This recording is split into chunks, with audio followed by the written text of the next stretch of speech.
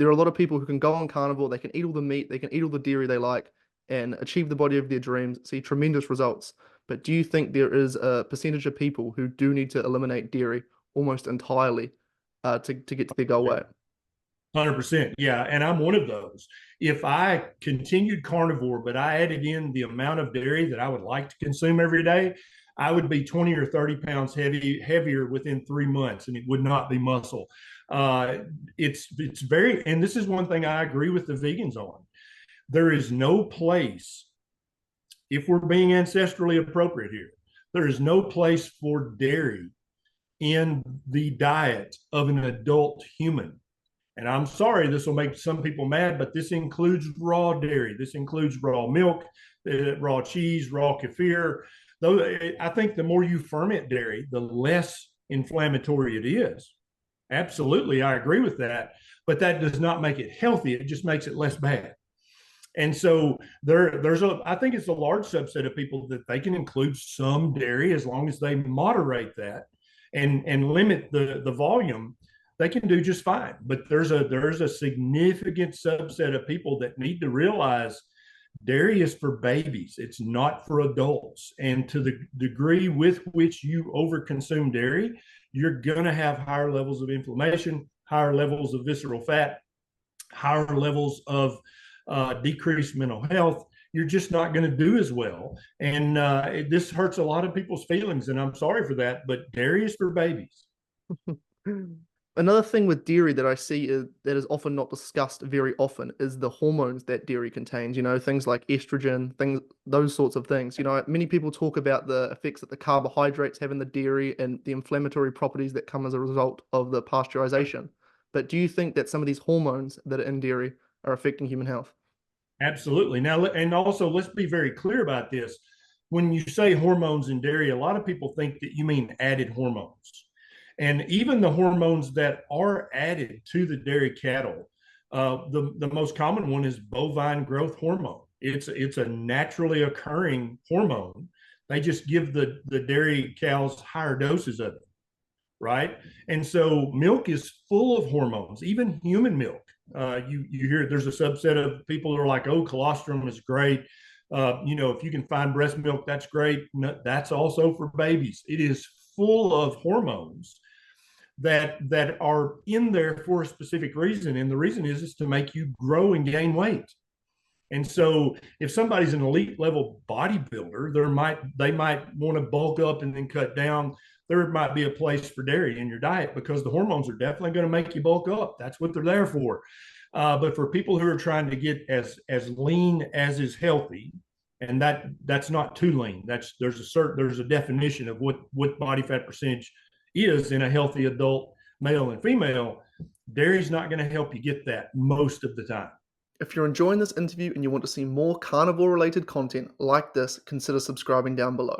The more subscribers we get, the more big interviews with special guests such as Ken Berry that we can do. So for a lot of people, they can see the logic in not eating vegetables. When you explain to them how essentially plants, at least to some degree, are trying to kill them, and you kind of talk them through it in a more logical way. You say, what difference is spinach to a random plant in your garden? Why would humans over time have eaten this one plant that doesn't taste very good, doesn't contain any energy, and we only started agriculture 12,000 years ago. There was no vegetables in the human diet. Most people can logically see that, but they're under the impression that we were eating lots of fruit. So what's your argument against fruit? Fruit is very high in sugar content, and I think fruit did serve a useful purpose thousands of years ago. Uh, Human beings, life was hard then.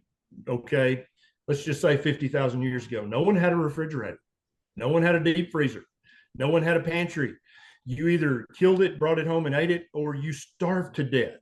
And so, especially during the winter in temperate climates, the winter you had a high risk of just starving to death or becoming so malnourished that you develop some disease, which would then kill you. And so during the late summer and the fall, it actually was advantageous to cram all the fruit in your mouth because that fructose was going to cause you to store fat in your liver and store subcutaneous fat and even store visceral fat, because back then those things were actually protective.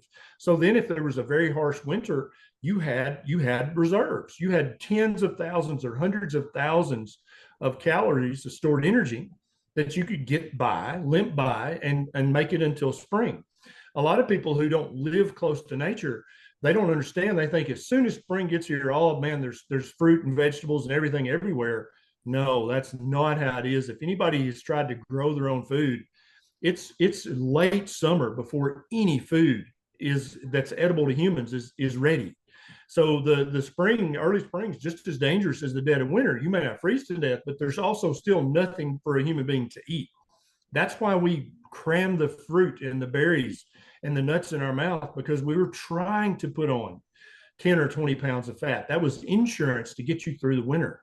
But now that we have refrigerators and deep freezers, you don't need that. You don't need that insurance, because you're going to have just as much food to eat in the dead of winter as you have during the harvest time.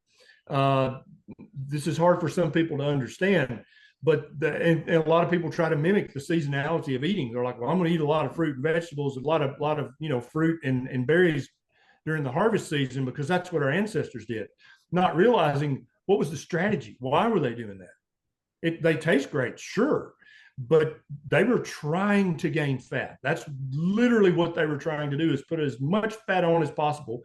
We see this behavior echoed in bears. When the berries are ripe, they'll eat pounds of berries and they'll gain 10, 20, 30, 40, 50 pounds for the winter.